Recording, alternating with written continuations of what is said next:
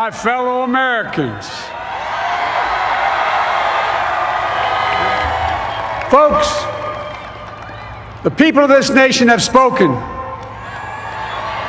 They've delivered us a clear victory, a convincing victory, a victory for we the people. We've won with the most votes ever cast on a presidential ticket in the history of the nation. 74 million.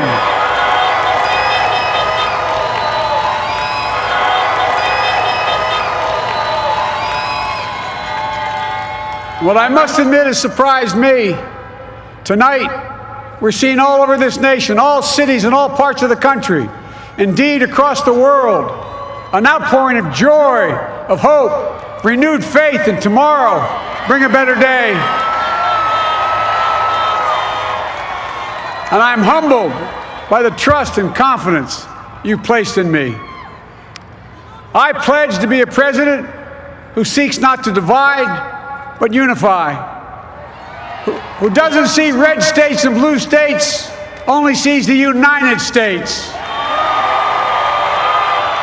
And work with all my heart, with the confidence of the whole people, to win the confidence of all of you.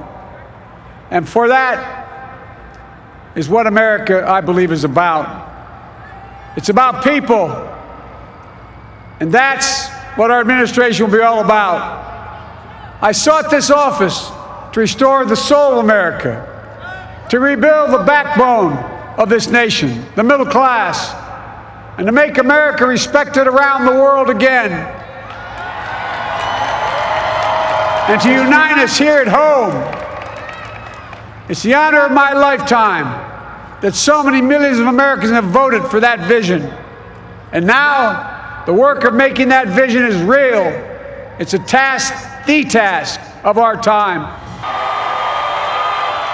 And work with all my heart, with the confidence of the whole people. I'm proud of the campaign we built and ran. I'm proud of the coalition we put together, the broadest and most diverse coalition in history. Democrats, Republicans, Independents, Progressives, Moderates, Conservatives, young, old, urban, suburban, rural, gay, straight, transgender, white, Latino, Asian, Native American. I mean it, especially those moments, and especially those moments when this campaign was at its lowest ebb. The African American community stood up again for me. You've always had my back, and I'll have yours.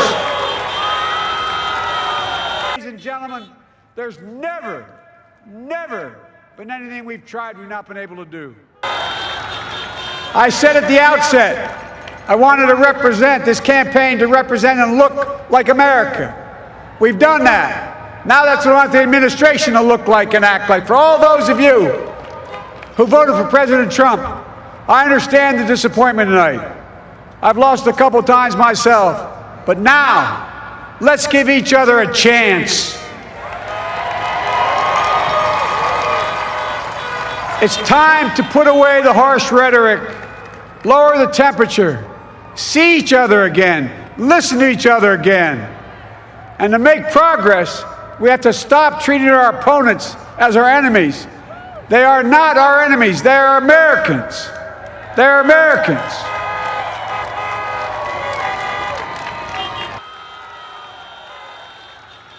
I said at the outset, I wanted to represent this campaign, to represent and look like America. Now this campaign is over. What is the will of the people? What is our mandate? I believe it's this. Americans have called upon us to marshal the forces of decency, the forces of fairness, to marshal the forces of science and the forces of hope in the great battles of our time. The battle to control the virus, the battle to build prosperity, the battle to secure your family's health care, the battle to achieve racial justice and root out systemic racism in this country, and the battle to save our planet by getting climate under control. And 12 years ago, When Barack Obama made history, he told us, yes, we can. On Monday, I will name a group of leading scientists and experts as transition advisors to help take the Biden-Harris COVID plan and convert it into an action blueprint that will start on January the 20th, 2021. That plan will be built on bedrock science. It will be constructed out of compassion, empathy, and concern. I will spare no effort, none, or any commitment to turn around this pandemic. I believe in the possibilities of this country. We're always looking ahead. Folks, I'm a proud Democrat, but I will govern as an American president. I'll work as hard for those who didn't vote for me as those who did. Let this grim era of demonization in America begin to end here and now. We stand at an inflection point. We have an opportunity to defeat despair, to build a nation of prosperity and purpose. We can do it. I know we can. I've long talked about the battle for the soul of America. We must restore the soul of America. Our nation is shaped by the constant battle between our better angels and our darkest impulses. And what presidents say in this battle matters. It's time for our better angels to prevail. Tonight, the whole world is watching America. And I believe at our best, America is a beacon for the globe. We will lead not only by the example of our power, but by the power of our example. You've always had my back, and I'll have yours.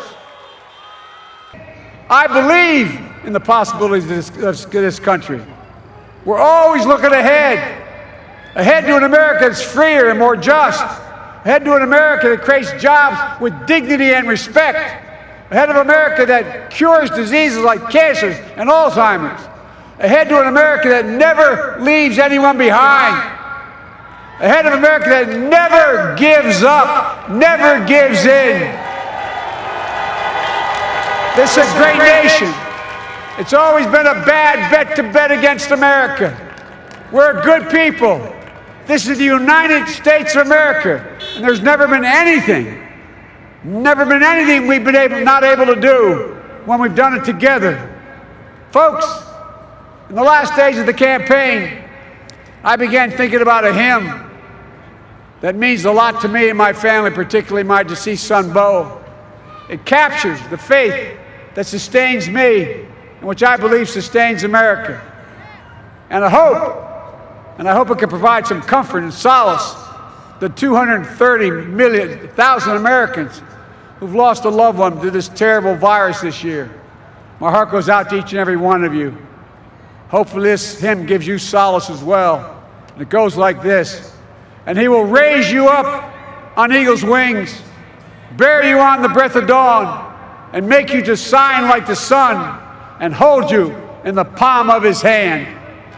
And now together, on eagle's wings, we embark on the work that God and history have called upon us to do, with full hearts and steady hands, with faith in America and in each other, with love of country, a thirst for justice.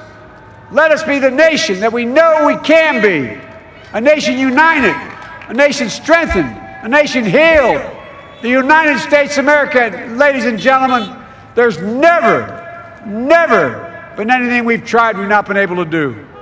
So remember, as our grandpapa used to say when I walked out of his home when I was a kid up in Scranton, he said, "Joey, keep the faith." And our grandmother, when she was alive, she yelled, "No, Joey, spread it. Spread the faith. God love you all.